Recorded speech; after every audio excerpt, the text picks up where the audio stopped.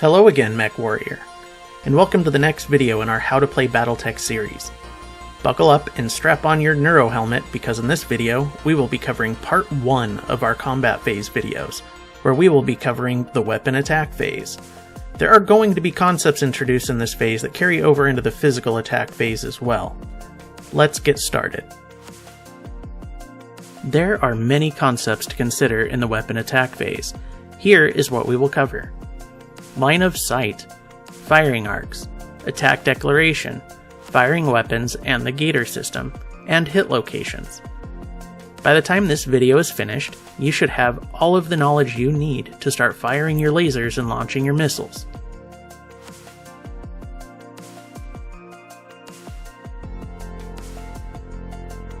First, let's cover line of sight, or LOS. You cannot hit what you cannot see, mostly. We will cover indirect fire later. To attempt an attack on a target, you need a clear line of sight. What this means is the mech you're attacking with needs to be able to see its target, and there are many factors which can affect this, such as hex levels, terrain, and water hexes.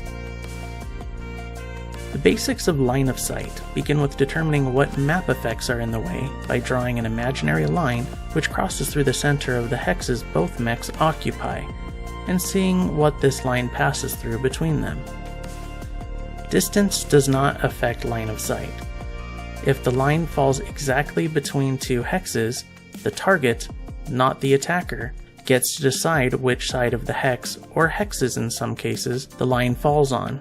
This decision is final for the rest of the attacks between these two units this turn, and can affect attack direction as well. It is possible to target unoccupied hexes for potential advantages, and this is a legal choice. As there is no player-controlled target in this situation, if the LOS falls between two hexes, determine which side the line falls randomly. Except for a situation where one mech is submerged in water, the terrain either mech occupies is not counted when determining line of sight. Again, with the water hex exception listed before, adjacent mechs always have clear line of sight. Keep in mind, line of sight goes both ways. If one mech has line of sight, they both do. There are some rules that have exception to the line of sight rules, such as indirect fire, which will be covered later in this video, and combat within buildings, which will be covered in the urban combat video.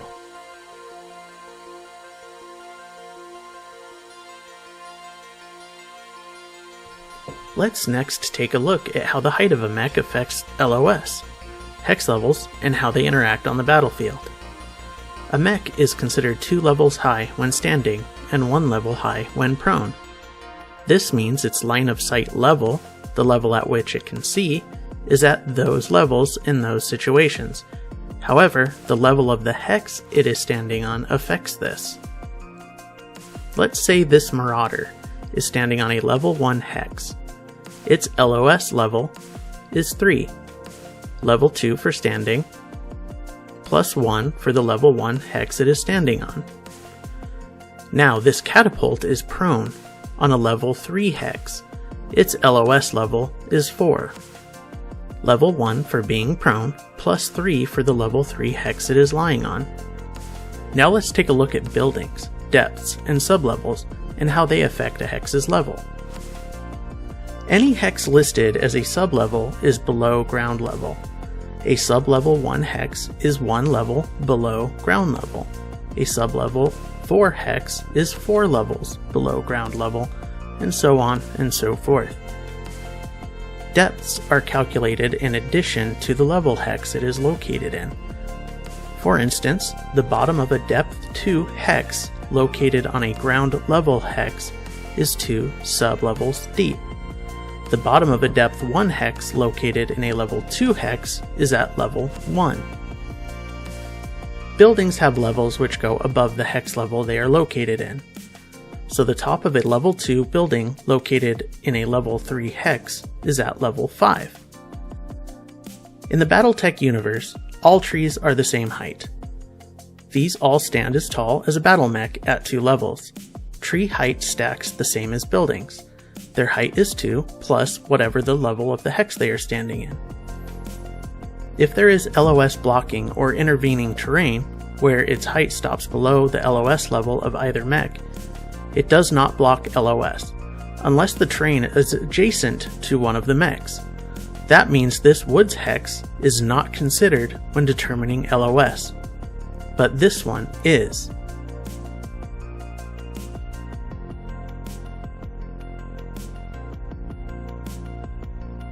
Next, let's go over how the terrain we've been covering intervenes with LOS. Before going forward, remember, we do not consider the terrain in the hexes the attacker and target occupy, with an exception to water hexes. The terrain between two mechs is intervening if any of these three conditions are met. The level of the hex is equal to or higher than the LOS level of both of the mechs. So if mech A is standing on a ground level hex and mech B is standing on a level 1 hex, but there is a level 3 hex between them, it intervenes because it is equal to mech B's LOS level. 2. The hex level is equal to or higher than the attacker's LOS level and adjacent to it. 3. The hex level is equal to or higher than the target's LOS level and adjacent to it. Remember to consider other terrain than hills into account. Buildings will block LOS the same as hills do, so a level 1 high building located in a level 1 hex will potentially block LOS of a standing mech at ground level because the top of the building is 2 levels high. Water will block LOS unless both attacker and target are fully submerged. Terrain under the water can still potentially block line of sight. Trees and jungle hexes are unique in that they block LOS after 3 points of cover are between the attacker and defender. Light woods and light jungle hexes are worth 1 point of cover. Heavy woods and heavy jungle are worth 2. So if two mechs have 2 light woods hexes between them, equaling 2 points of cover, they have LOS to one another. But if 2 mechs have 1 light woods and 1 heavy woods hex between them, this equals 3 points of cover, so it blocks LOS.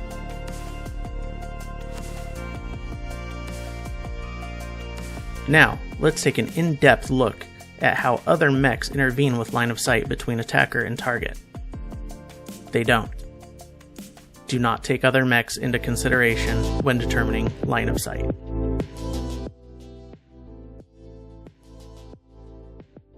Before we start blasting away, let's look at a couple of record sheets. There are a few concepts coming up which will make more sense if we understand how to read the weapon profiles and the critical slots of our mechs. We have been using the Marauder and Catapult as examples quite a bit, so let's use those. Here's the record sheet for the standard Marauder, the MAD-3R. Looking at the Mech Data tab, underneath Weapons and Equipment Inventory, we can see it has 5 weapons installed, 2 PPCs, 2 medium lasers, and 1 AC-5. There is important information under each column here. The AC-5 is located in the right torso. You can see it is listed there in the Critical Hits Table tab as well. The PPCs are located in both its arms, as well as the medium lasers. These are also listed in those locations on the Critical Hits Table. Here is the heat they will generate upon use, hit or miss. Here's the damage they will each inflict upon a successful hit. The information in the brackets tells us the weapon types. This is important to note for special effects of the damage, or what types of special equipment they are compatible with. The effects of some of these include some more advanced rules, and will be covered in a later video. For now, let's focus on just the numbers. Here are the range brackets. This is the distance from your mech the target is in hexes you will have to account for when determining how easy it will be to hit them. Short range is easiest, medium range gets a bit more difficult, and long range adds quite a bit of difficulty. Some weapons have a minimum range. Once your target is within this range, they get harder to hit the closer they are, so the difficulty to hit them here is variable. Now let's look at the standard catapult, the CPLT-C1. It has 4 medium lasers, 2 in its center torso and 1 each in its left and right torso. It also has 2 long-range missile launchers, or LRMs. one each in its left and right arm. Unlike the Marauder we just looked at, the Catapult has missile weapons. This is a cluster-style weapon, and the amount of damage done is determined by how many missiles actually land on the target upon a successful hit. We can see here it will do a single damage per missile that hits. There is a bit of information not listed here regarding this weapon profile and its cluster size. We will take a close look at how cluster weapons work shortly.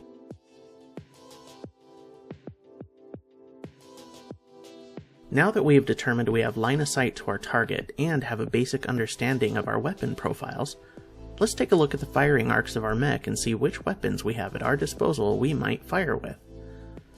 There are 4 firing arcs to consider. Forward arc. This is the front sight of your mech. All weapons, except rear mounted, may fire into this arc. Left side arc. Weapons in your mech's left arm may extend fire in this arc unless its critical slot locations are split with the torso, as seen on its record sheet. Right side arc. Weapons in your mech's right arm may extend fire in this arc unless its critical slot locations are split with the torso, as seen on its record sheet. Rear arc. Only rear-mounted weapons may fire into this arc. Rear-mounted weapons are typically labeled with an R next to them on the mech's record sheet.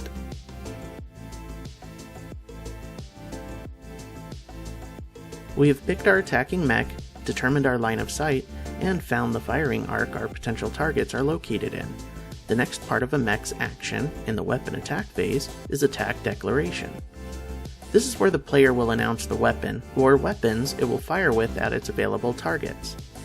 There are a couple notes to keep in mind during the attack declaration. Leg-mounted weapons. If the attacking mech has partial cover between it and the target, it may not use its leg-mounted weapons during the attack declaration. For instance, if the attacker is on a ground level hex and is adjacent to a level 1 hex between it and its target, the attacker's legs are determined to be too close to cover and the cover would block its shots. Only head, torso, and arm-mounted weapons would be available. Spotting. A player must announce indirect fire and its associated spotter at the attack declaration. We will cover these momentarily. Arm flipping. There are a few conditions a mech must meet to be able to flip its arms. It cannot be prone. It must not have hand nor lower arm actuators listed on its critical slots on its record sheet for both arms. It must not have any weapons with critical slots split between its arm and torso for both arms. If these conditions are met, a mech may reverse its arms to aim in and use its rear arc instead of its front arc or side arcs. A mech may not perform a punch during the physical attack phase if it flipped its arms. Torso twist. During attack declaration, a mech may perform a torso twist. If a mech performs a torso twist, the firing arc for the head, arm, and torso mounted weapons will shift a single hex to the left or right, depending on the attacker's choice. Leg mounted weapons will keep their original arc. Torso twists do not affect attack locations when hit by attacks. The torso twist lasts until the end phase of the round, where the mech will automatically return to its original position. A mech may not perform both an arm flip and a torso twist in the same round. Not attacking with weapons is a valid attack declaration. Weapons which require the use of ammunition, such as ballistic and missile weapons, mark off a shot of ammunition at this time if they are going to be used in the weapon attack phase. Most newer record sheets will list the number of shots available for each weapon needing ammo at the bottom of the mech data tab. The number of shots of ammo available for each weapon is also listed in the critical hit table tab at the location the ammo is stored. Weapons may use ammo stored in any location as long as the ammo is compatible with that weapon. And be sure to mark off ammo usage for each weapon if multiple weapons of that profile are used that turn. Looking at the Catapult record sheet from before, we see it can use LRM-15 ammo 16 times before it runs out. This means if it chooses to fire both its LRM-15s in a single round, it must subtract 2 from the available LRM-15 ammunition. Energy weapons, indicated by an E in the damage column, do not require ammo. The player which lost the initiative phase will choose a mech and declare its attacks. Then the winner will do the same. This alternates until all mechs have declared their attacks.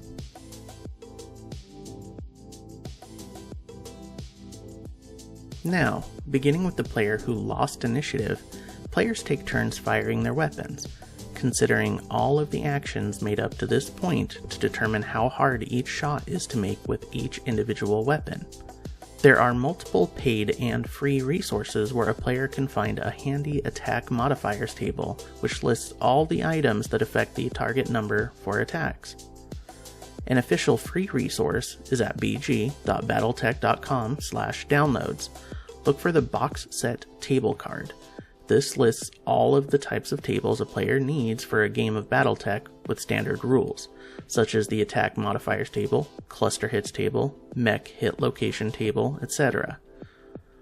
One of these, printed on thick cardstock, also comes in the A Game of Armored Combat box. If you own the Battle Mech manual, the attack modifiers table can be found on page 28, or it can also be found in the Total Warfare rulebook on page 117. Classic BattleTech uses what is called the GATOR, or Gator, system to determine the target number for each attack. I will define what most modifiers will mean. G stands for gunnery skill. The default for this in a standard game is 4. Narratively, if a player is using clan forces, it is said their gunnery skill is 3. But this will only be the default if you are playing a scenario that declares this in its setup instructions. So again, the default gunnery skill is 4. This is also known as your mech's base target number. The rest of the Gator system will help us determine our target number modifiers.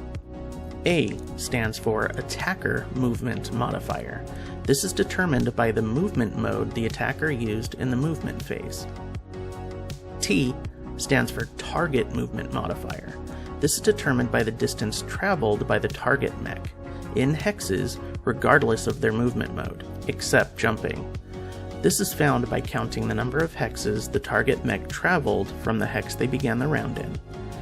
If the mech moved backwards and then forwards in its movement phase, or vice versa, measure from the last hex the mech changed its movement direction in. Players should have used the pips facing upward on their movement dice to record this.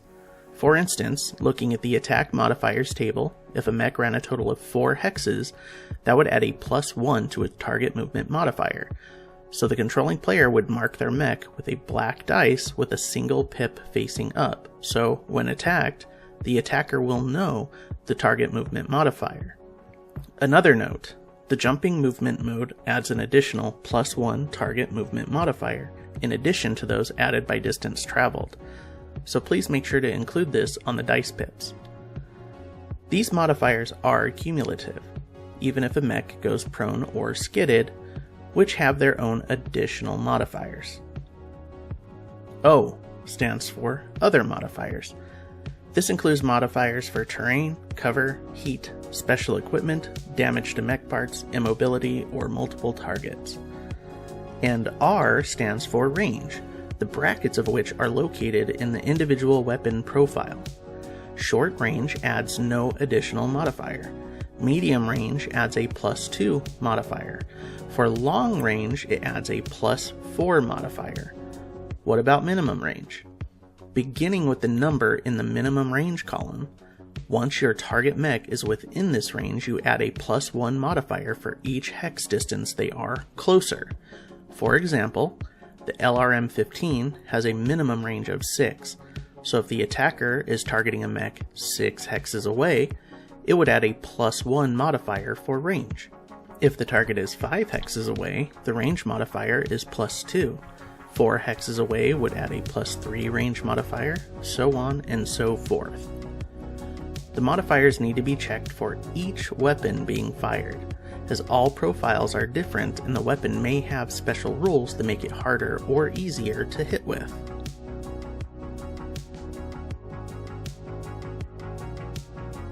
Let's take a close look at some special situations we may run into which may limit or expand our attack options. First, let's consider prone mechs. For a prone mech, some of its weapons are facing the ground and are not feasible for use, and the mech will have to prop itself up with one arm to shoot.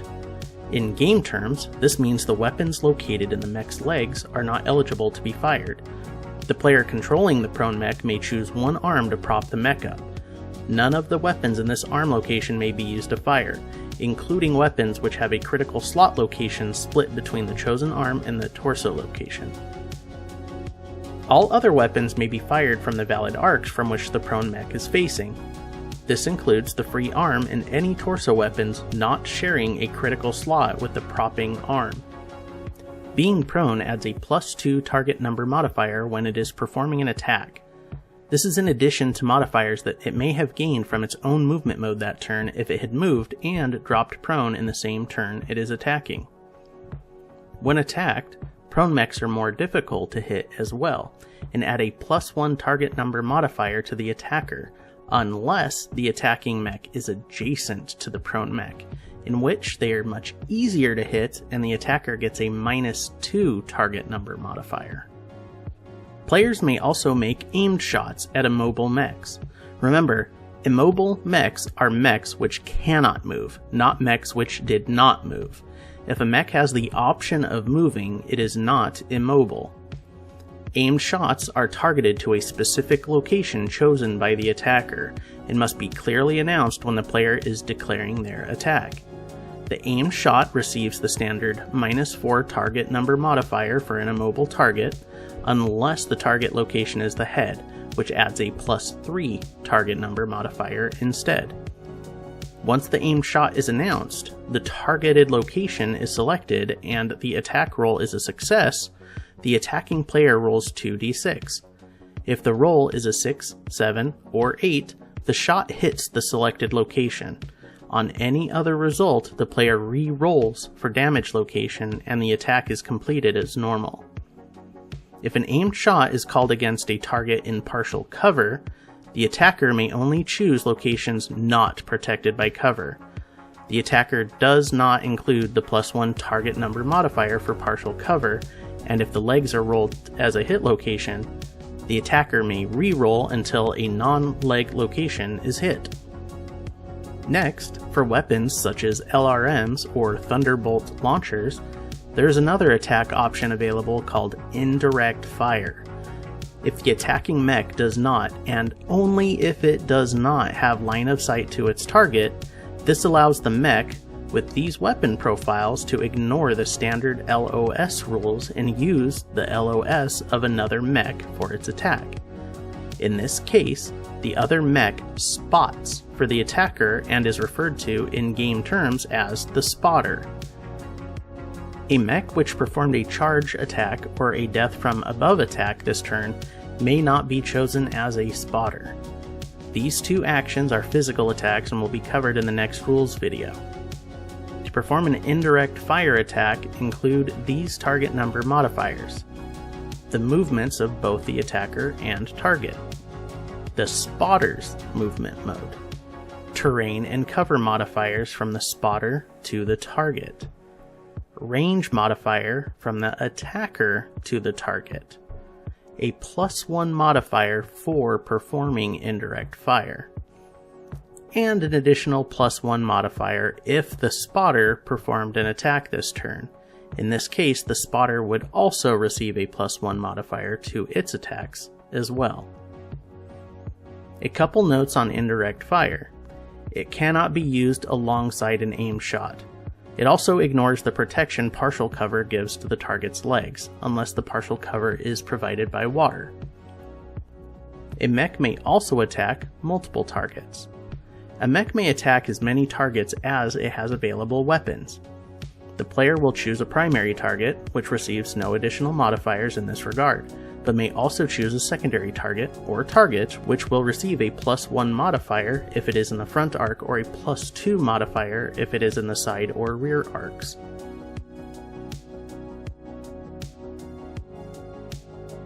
Now to the fun part of the attack, rolling some dice. We have used the attack modifiers table to find all applicable modifiers and found our modified target number for the attack for each of our weapons we are using this turn. Again, this number will potentially be different for each different weapon profile used. We now roll 2d6 for each of the weapons. If the result is equal to or greater than the weapon's modified target number, the weapon hits. The order of the weapon attacks for the attacking mech is up to the controlling player. If the mech is firing at multiple targets, it must complete its attacks against a target before moving on to the next target. If the attack misses, nothing happens. But if it hits, we now roll to see the hit's location. Do this separately for each weapon being fired, as they can hit different locations. First, determine the attack direction. Imagine a straight line from the center of the attacker's hex to the center of the target's hex. Now consider the facing of the target. If the line crosses any of the front 3 edges of the target's hex, that is the front hit zone. If the line crosses the rear right edge, that is the right hit zone, and if the line crosses the rear left edge, that is the left side hit zone. If the line crosses the direct rear edge, that is the rear hit zone. Next, the attacker rolls 2d6. The result is the hit location. Refer to the mech hit location table, which can be found on page 33 and 139 of the BattleMech manual, page 119 of Total Warfare, or on the reference card we recommended for download from bg.battletech.com. Every table we mention in this video can be found on that free reference card. Look for the hit location roll result on the left side of the mech hit location table, and look to the right to find the column corresponding to the attack direction against the target. This will tell you the location hit by the attack. The target should then note the damage done, as indicated by the attacking weapon's damage, to that location by filling out that many dots in the armor diagram. For example, the attacker just fired with a medium laser and hit through the target's front hit zone. They rolled 2d6 for their hit location and received a result of 9. Referencing the mech hit location table, we can see it hit the target's left leg. The target would then fill out 5 dots in the left leg on the armor diagram on its record sheet, because a medium laser does 5 damage. Once all of the dots in an armor location are filled out, the damage is then allocated to the corresponding location in the internal structure diagram on the mech's record sheet. Damage to the internal structure will usually cause devastating critical damage to those locations, but we will cover advanced damage and critical hits in another video.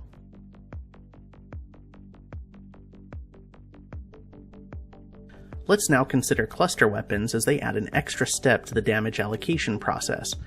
Cluster weapons are indicated by a C in the damage column on the record sheet, and typically have their damage amount indicated by number per missile.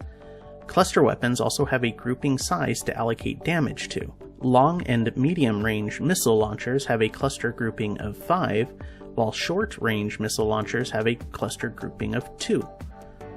A cluster weapon's size can typically be found in the name. For instance, this catapult's LRM-15 has a weapon size of 15 and a cluster grouping of 5. An SRM-6 has a weapon size of 6 and a cluster grouping of 2. Most often, not all missiles from these attacks will realistically hit the target. If the hit roll for a cluster weapon hits its target before the hit location is rolled, the attacker needs to note the weapon's size, then roll 2d6 and refer to the cluster hits table found on page 33 of the BattleMech manual, page 116 of Total Warfare, or on the reference card. Take the result of the cluster roll and cross-reference it with the weapon size on the cluster hits table to see how many missiles hit the target. Then, take the amount of missiles that hit and divide it by the weapon's cluster size, and this will give you the damage groupings.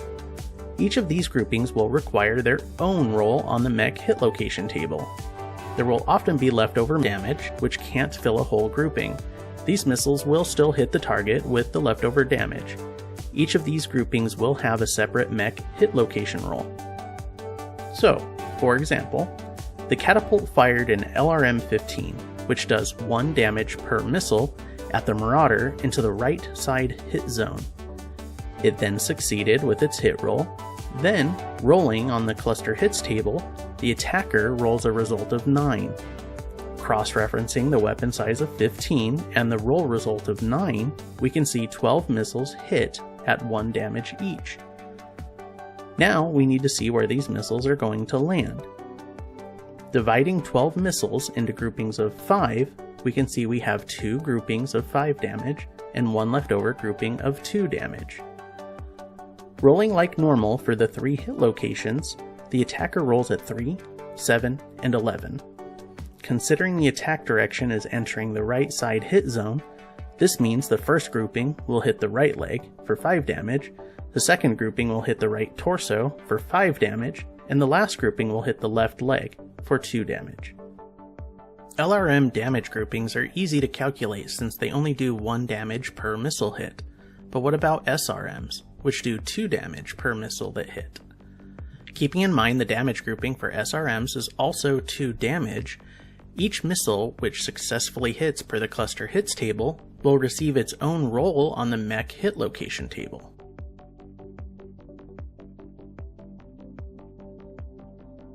For the most part, this covers the basics of the weapon attack phase. In summary, beginning with the player who lost initiative, the player chooses a mech from their force, selects the target within line of sight, selects the weapons they will attack with, determines the modified target number for each weapon they are attacking with, rolls to hit for each weapon fired, rolls on the mech hit location table for each successful weapon hit. Then, the player controlling the targeted mech marks off appropriate damage for each location hit on the target's record sheet. Then, the player who won initiative performs this process. This goes back and forth until all mechs have made a fire selection. Keep in mind the damage made in the weapon attack phase does not take effect until after the weapon attack phase is over. This means even if a mech is destroyed this phase, it still gets to perform all its attacks by the controlling player and is not considered destroyed until the phase is complete and all damage is allocated.